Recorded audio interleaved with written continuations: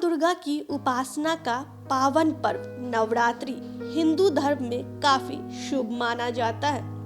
दुर्गा का पावन पर्व नवरात्रि का आज तीसरा दिन है और इस तीसरे दिन पर 10 जी न्यूज की तरफ से आप सभी को नवरात्रि की ढेरों शुभकामनाएं।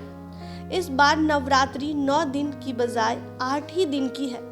पंचांग के अनुसार इस बार तीसरी और चौथी नवरात्रि एक ही दिन मनाई जा रही है, इसलिए 9 अक्टूबर को यानी आज सुबह 7:38 तक तृतीय तिथि है।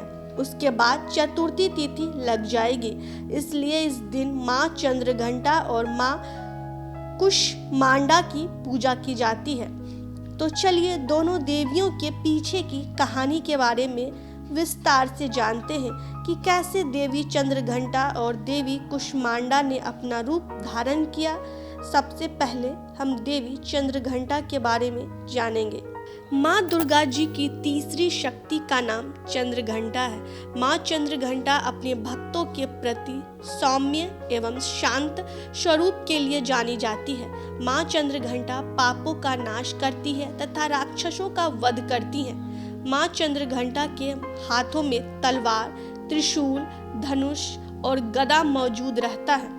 माता चंद्रघंटा के सिर पर अर्ध चंद्र घंटे के आकार में विराजमान रहता है, इसलिए माँ दुर्गा के तीसरे स्वरूप को चंद्रघंटा का नाम दिया गया है। पौराणिक कथा के अनुसार जब असुरों का आतंक बढ़ गया था, तब उन्हें सबक सिखाने के लिए माँ दुर्गा ने अपने तीसरे स्वरूप में अवतार लिया था। दैत्यों का राजा महिषासुर राजा इंद्र का सिंहासन हड़पना चाहता था, जिसके लिए दैत्यों की सेना और देवताओं के बीच में युद्ध छिड़ गई थी।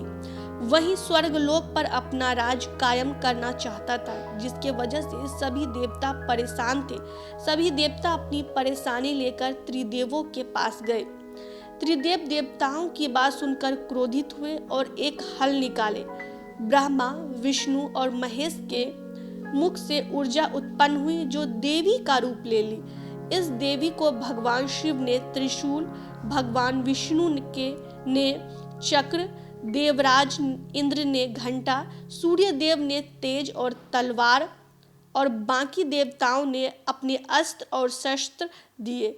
इस देवी का नाम चंद्रघंटा रखा गया।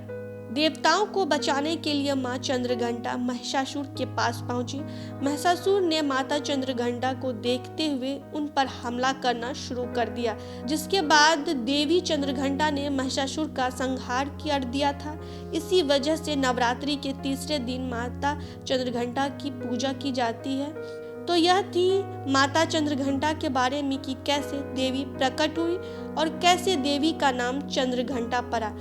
तो चलिए अब हम माँ कुष्मांडा के बारे में बताते हैं। देवी कुष्मांडा माँ दुर्गा का रूप शक्ति को प्रदर्शित करता है, इसलिए उन्हें आदि शक्ति और आदि स्वरूपा के नाम से जाना जाता है।